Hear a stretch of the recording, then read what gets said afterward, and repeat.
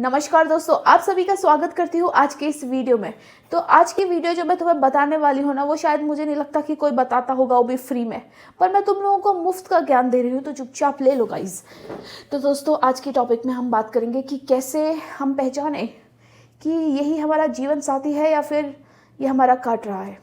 ठीक है, चाहे लड़का हो लड़की, कैसे ढूंढना है ये मैं आपको बताती हूँ। देखो, लड़का या लड़की ढूंढना शादी के लिए खेत में आलू ढूंढने जितना आसान नहीं है दोस्तों। रेगिस्तान में नदी ढूंढने जैसा काम है ये। अगर तुम हाथ में दिया लेके भी ढूंढने जाओगे ना, बहुत लोग तो गलत उठा के लेके आएंगे। इसलिए मेरे बातों का अगर तुम लोग गौर फरमाओगे मेरी बातों का, तो तुम लोगों को बढ़िया मिल सकता है। देखो दोस्तों, जब तुम लोग शादी के लिए लड़का या लड़की ढूंढने जा रहे हो ना, सबसे पहले खुद को ढूंढना बहुत ज़रूरी है। अब इसका मतलब यह है कि अगर तुम खुद ही एड़े हो और पेड़े के सपने देख रहे हो, तो ये तो गलत है ना। है, मान लो तुम एड़े हो और तुम्हें पेड़ा मिल भी गया तो बचेगा नहीं दोस्तों, निकल जाएगा। इसलिए बहुत ज़रूरी है कि जब आप शादी के लिए तैयार हो तो पहले खुद को सुधारो, खुद को इस काबिल बनाओ। क्योंकि शादी कोई हलवा थोड़ी है कि है 4 दिन खाए तो मज़े आ गए, तीसरे दिन वो फिर शादी नहीं लगती दोस्तों। उसके बाद तो जिम्मेदारी ही जिम्मेदारियाँ हो जाती हैं। ठीक है, तो शादी is not like a picnic की थोड़ी देर गए, मज़े किए और वापस आ गए। एक बार तुम लोग बंध गए तो फिर बेटा उसके बाद कोनो यू टर्न ऑप्शन नहीं है। बहुत लोग बोलते होंगे कि है ऑप्शन। जब तुम लोग पहले से दिमाग में ऑप्शन रखोगे तो तुम पहली शादी कैसे निभा पाओगे मेरे भाई। सोचने की बात है दोस्तों। इसलिए पहले ये सोच के मत बैठो कि अगर ये शादी नहीं भी चली तो क्या हो, आजकल ज़माना तो बहुत आगे है, दूसरी कर लेंगे, तीसरी कर लेंगे। दोस्तों, ज़िंदगी बर्बाद हो जाती है। इसलिए पहले ही माइंडसेट रखो कि मुझे इस इंसान के साथ पूरी ज़िंदगी बितानी है। ये ऑप्शन में मत रखो कि साला एक गया तो दूजा आया। दोस्तों, ये कोई बिजनेस थोड़ी है। देखो, शादी का फैसला करते ही तुम लोगों को डिटॉक्स करना पड़ेगा। डिटॉक्स बोले तो तुमको एक तरह से देवता बनना पड़ेगा। हो सकता है तुम लोग सोचोगे कि ये क्या बकैती कर रही है, पर दोस्तों ऐसा होता है कि जैसी नज़रिया तुम्हारी है उसी नज़रिए से तुम्हें लोग भी पसंद आते हैं। अगर तुम्हारा नज़रिया अच्छा है, बढ़िया है, तो तुम्हें लोग भी बढ़िया मिलेंगे। ये बात हकीकत है। अगर जैसे को तैसा इस दुनिया में मिलता है। अगर तुम्हारा नज़रिया ही ख़राब है, ठीक है, तुम खुद ही अंदर से इतने स्पॉइल्ड हो, है, इतने टॉक्सिक हो, तो तुम्हें लोग भी वैसे मिलेंगे। इसलिए शादी से पहले खुद को डिटॉक्स करो। जब आप तैयार हो जाओ किसी को प्यार देने के लिए, ठीक है, किसी का भरोसा जीतने के लिए, किसी को सम्मान देने के लिए, बिना किसी एक्सपेक्टेशन के कि मैं इसको दे रहा हूँ तो इसको भी मुझे इतना देना चाहिए, नहीं। पहले तो ऐसी नीयत होना चाहिए कि तुम तैयार हो, तुम्हें लगे कि ये दुनिया अब बेकार लग रही है, मुझे एक ऐसा इंसान चाहिए जिसके साथ मैं अपनी दुनिया बसाऊँ। अगर ये सोच दिमाग में आ गई तो congratulation, you are ready to get married. इसलिए दोस्तों, अगर तुम लोगों को एक ब्रांडेड पति और ब्रांडेड वाइफ चाहिए तो पहले खुद को ब्रांड बनाना पड़ेगा। ये नहीं खुद तुम लक्स कोजी और चारा तुम्हें गुची है, ऐसा नहीं होता है दोस्तों। खुद को भी उस लेवल पे बनाना पड़ता है। जब तुम एक लाइफ पार्टनर ढूंढ रहे हो, अगर तुम्हारी नीयत में छेद है तो बहुत मुश्किल हो जाता है दोस्तों अपना असली जीवन साथी चुनना। अगर मिल भी जाता है तो फिर बाद में बड़ी दिक्कत होती है, बहुत एडजस्टमेंट करने पड़ते हैं दोस्तों मैं ये इसलिए बोल रही हूँ क्योंकि मैंने बहुत सारे अपने दोस्तों को भी देखा है और खुद भी ये एक्सपीरियंस किया है। मेरी बहुत सारी लड़कियां दोस्त हैं जिन्होंने शादी की ये सोच के कि ये लड़का बहुत अमीर है, इसका खानदान बहुत पैसे वाला है, इसके पिताजी बहुत पैसा कमाते हैं। बट आज मैंने देखा they are suffering a lot, they are not happy, क्योंकि उनके डिसीजन ही इस बेस पे था कि वो पैसा बहुत कमाता है, अमीर है। और कुछ लड़कियां प्यार की इतनी भूखी होती है दोस्तों, वो लोग जात धर्म या फिर लड़के का स्टेटस कैसा बैकग्राउंड ये भी नहीं देखती। उन्हें ऐसा लगता है लड़का उन्हें प्यार करता है, ज़िंदगी भर ये प्यार ही, ये पुच्चू छोना बाबू ही काम आएगा और कुछ काम नहीं आएगा। शादी इज़ अ बिग डील। और वैसे ही लड़के भी ऐसे करते हैं। लड़के सोचते हैं लड़की तो बहुत खूबसूरत है, 4 दोस्तों को दिखाऊंगा तो जल जाएंगे हैं, लड़की का पिताजी बहुत पैसे वाला लगता है बहुत दहेज आएगा।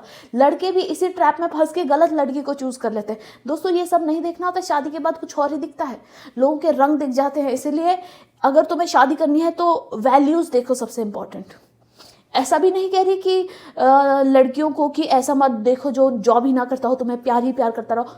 प्यार से थोड़ी पेट भरे है, रोटी तो खानी पड़े है मेरी बहन।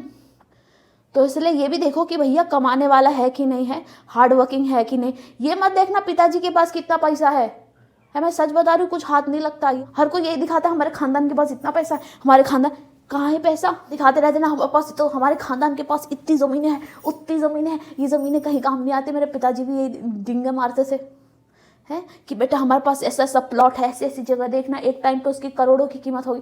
2 रुपए में कोई नहीं ले रहा है दोस्तों हमारा प्लॉट।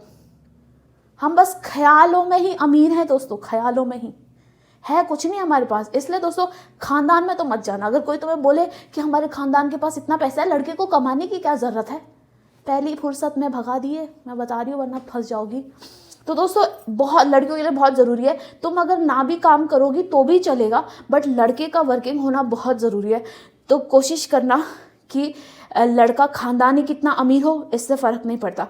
अगर लड़का नशेड़ी नहीं है, गंजेड़ी नहीं है, लड़कीबाजी नहीं करता, तो वो तुम्हें 4 रोटी कहीं से भी खिला देगा, ठीक है। लड़की के वैल्यूज़ इंपॉर्टेंट होते हैं, और पैसा तो इंपॉर्टेंट होता ही है। ऐसा नहीं कह रही कि सूखी रोटी और नमक वाला लड़के से शादी कर लो। तुम देखो तुम क्या डिज़र्व करती हो, किस तरह से तुम एडजस्ट कर सकती हो। ज़रूरी नहीं कि हर कोई अमीर ही हो, है। सूखी रोटी के साथ भी अगर तुम एडजस्ट कर सकती हो तो खा लो, है, पानी के साथ। फिर मत बोलना कि वीना ने बताया नहीं कि सूखी रोटी खाने में थोड़ी तकलीफ होती है। तो सेम विद बॉयज़ कहना चाहूँगी कि लड़की की वैल्यूज़ देखना बहुत इंपॉर्टेंट है। शक्ल तू कब तक पसंद करेगा मेरे भाई, है। 4 दिन मेरे पति ने मेरी शक्ल की तारीफ की, अब पूछता भी नहीं, अब शक्ल भी नहीं देखता है। इतना सज धज के बैठी हो, कभी कभी तारीफ नहीं की इस आदमी ने कि तुम आज बहुत खूबसूरत लग रही हो।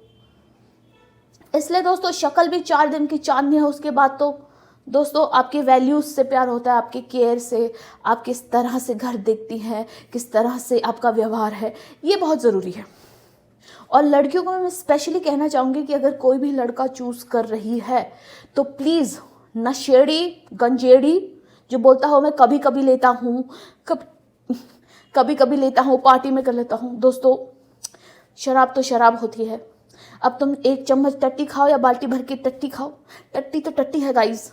तो मैं ये इसलिए समझा रही हूँ दोस्तों कि शराब पीना, ये नहीं कहूँगी कि बहुत बड़ा पाप है दोस्तों, ये एक छोटा पाप है, और ये छोटा छोटा छोटा करके इंसान की मानसिकता कहाँ से कहाँ पहुँचा देता है। ये एक परिवार के लिए, एक शादीशुदा महिला के लिए बिल्कुल ठीक नहीं है।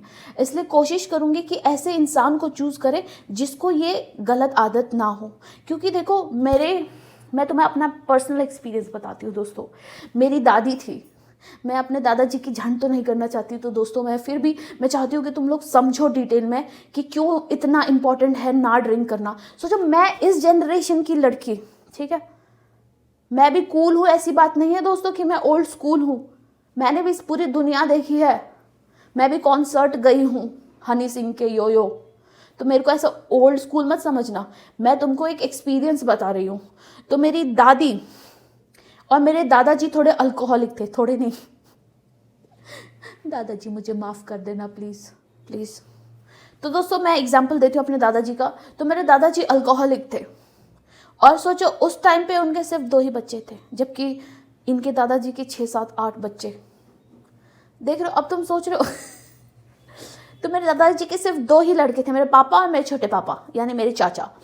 तो मेरे दादाजी अल्कोहलिक थे, जिसकी वजह से ना वो परिवार ढंग से, ये तो गलत बात है पर बोलना तो पड़ेगा, तुमको समझाना है तो मेरे दादाजी एक अल्कोहलिक थे, उनको बहुत दिक्कत हुई दोस्तों। उन्होंने शुरुआत भी इसी तरह से की थी कि यार दोस्तों के साथ कभी कभी हो जाता है, और वो कभी कभी बुढ़ापे तक नहीं छूटा दोस्तों, ठीक है। पर लास्ट मोमेंट में उन्होंने छोड़ दिया था, छोड़ा नहीं था, छोड़ना पड़ा दोस्तों। तो मेरी दादी ने मुझे हमेशा ये बात कही कि एज अ हाउस वाइफ, एक औरत होने के नाते वो बर्दाश्त कर लेगी कि उसका पति कुछ ना करे, घर पे बैठा रहे, पर जब वो एक शराबी बनता है, ठीक है, शराबी के बाद उसका मेंटल स्टेट जो हो जाता है, वो almost he act like a crazy every time. तो शुरुआत हमेशा थोड़े से ही होती है, तो मेरी दादी ने मुझे कहा कि चाहे तेरा आदमी कुछ करे ना करे, but never get married to an alcoholic. तो इसी बेस पर मैंने भी लड़का चूज़ किया दोस्तों। तो मैं चाहती हूँ सभी लड़कियों को, आजकल लड़कियाँ तो खुद अल्कोहलिक हो रही हैं, पर कोई नहीं दोस्तों, शादी के बाद सुधर जाओगे, अगर अच्छा इंसान मिलेगा तो सुधर जाओगे। तो इसलिए मैं चाहती हूँ कि लड़कियाँ कभी भी किसी अल्कोहलिक से या किसी नशेड़ी से शादी ना करें तो बेहतर है। देखो किसी इंसान के साथ तुम्हें पूरा बुढ़ापा जीना है भाई, हल्के में लेते हो क्या तुम? अब तुम्हें चाहे 4 साल लगे, 5 साल लगे या 7 साल लगे, डेस्परेशन में कभी शादी नहीं करना। जितना टाइम चाहिए लो, पर ये मत सोचो इसके साथ चलेगा तो ठीक है, नहीं तो ये माइंडसेट मत रखो भाई। तुम्हें ये सोचना है कि भैया इसके साथ रहना पड़ेगा तो पूरी ज़िंदगी रह लूँगी क्या, रह लूँगा क्या, ठीक है, ऐसा होना चाहिए। ये नहीं कि सेकंड ऑप्शन दिमाग में रखा हुआ है। दोस्तों हमारे पास ये ऑप्शन नहीं है, वी आर हिंदू। तो दोस्तों अब मैं बताती हूँ कि कैसे डिटेक्ट करना होता है कि क्या ये मेरा जीवन साथी बनने योग्य है कि नहीं, या छपरी है। दोस्तों जब आप अपने किसी सेलेक्टेड इंसान के साथ मिले, किसी के भी थ्रू, कोई भी मैट्रिमोनियल साइट, आजकल ऐसे मत बैठे रहो कि अगर मेरे लिए कोई होगा तो भगवान टपका देगा, ऐसा नहीं होता है दोस्तों। खुद भी कोशिश करनी होती है, ठीक है। कोशिश तुम करो, फल तुम्हें ऊपर वाला ज़रूर देगा। मैंने बहुत कोशिश की दोस्तों, मैं सच बता रही हूँ, मैंने बहुत लगन से ढूंढा है तब जाके मुझे मिला है, ठीक है। तो इसलिए ये मत सोचो कि बैठे बैठे माँ बाप के भरोसे कि हाँ ये ढूंढ के देंगे या वो ढूंढ के, कोई किसी को नहीं ढूंढ के देता, ठीक है। आजकल माँ बाप, मेरे मम्मी पापा को तो मैंने बोल दिया था कि आप ढूंढ के दो, जो जिसके साथ चिपकाओगी चिपक जाऊंगी। जब मैंने उनको ऐसा बोला तो उन्होंने सच में ही मेरे साथ ऐसा कर दिया। कोई भी मिल जा रहा है, उनको सभी अच्छे लग रहे, कोई भी मिल जा रहा है, ले इससे बात कर तो ये बढ़िया है। कोई कनपुरिया मिल रहा, कोई गुटकेबाज मिल रहा, कुछ मिल रहा ना, किसी के साथ भी बांधने को तैयार थे। एक टाइम पे तो माँ बाप भी फ्रस्ट्रेट हो जाते हैं यार, वो सोचते हैं चल निपट ले, चल निकल जल्दी, उनको ऐसा लगने लग पड़ता है। तो सबसे पहले जब आप किसी सेलेक्टेड इंसान से मिलते हैं या किसी मैट्रिमोनियल के साइट से, सबसे पहले क्या फील होता है, उसका ऑरा, ठीक है। कोई भी, जैसे मैं यहाँ पे बैठी हूँ, तुम लोग मुझे देख रहे हो, तुम लोग बोलते हो यार वीना तेरी वाइब बहुत मस्त है यार, तेरे से बात करने में अच्छा लगता है, तेरे को सुनना अच्छा लगता है। तो मेरे यहाँ बैठते जो ऑरा क्रिएट होता है ना दोस्तों, वो फील कर लेते हैं लोग।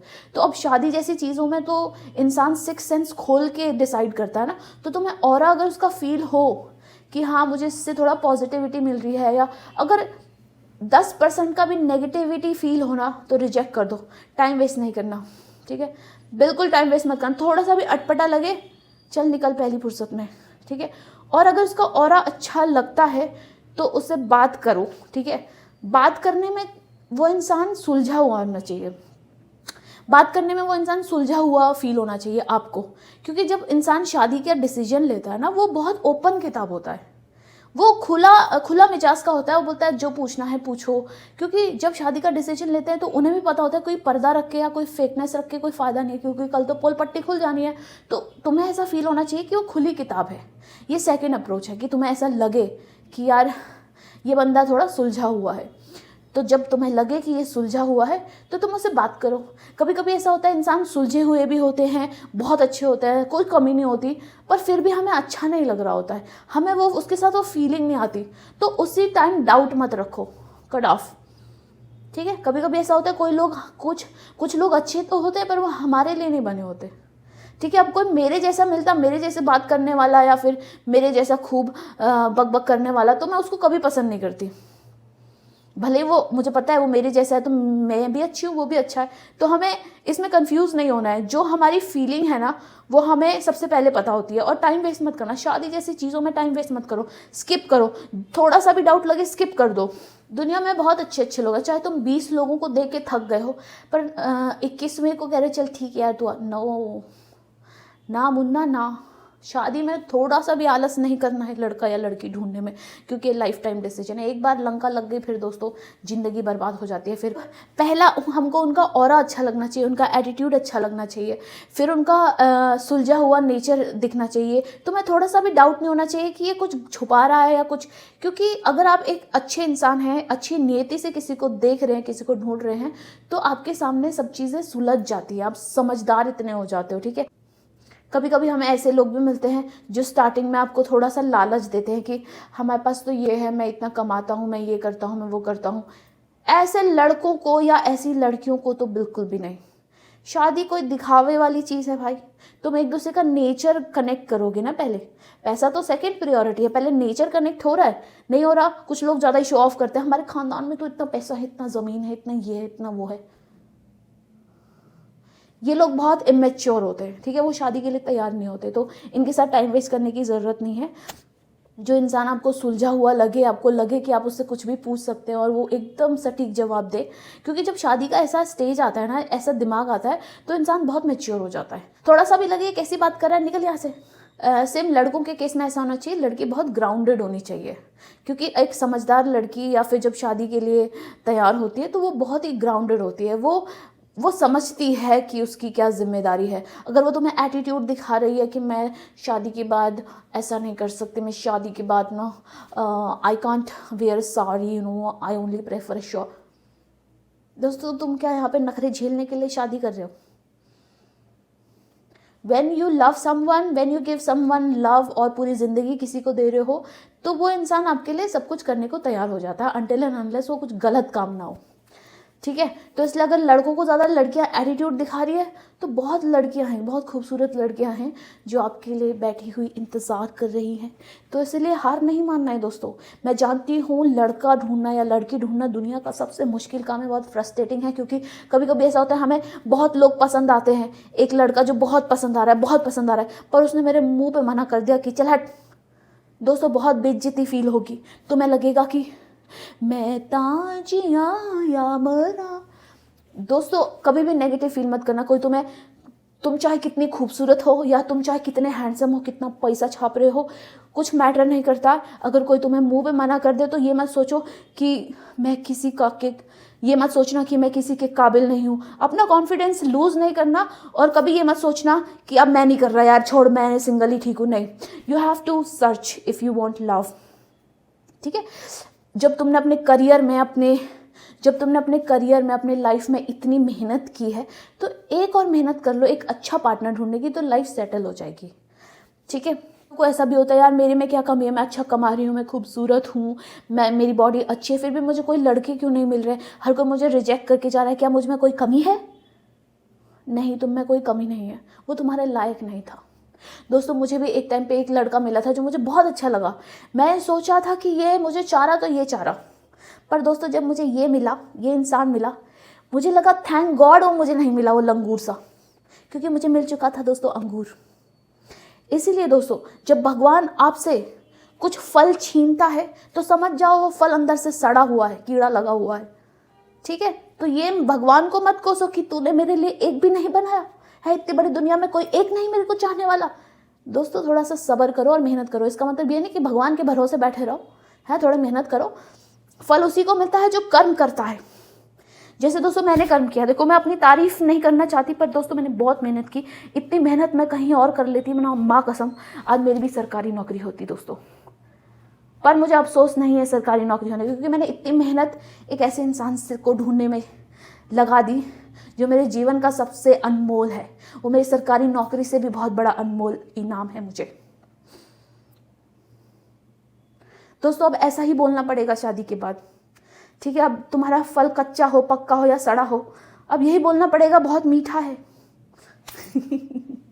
तो अब ये तो नहीं बोल सकती ना कि शादी करके पछतावा हो रहा है।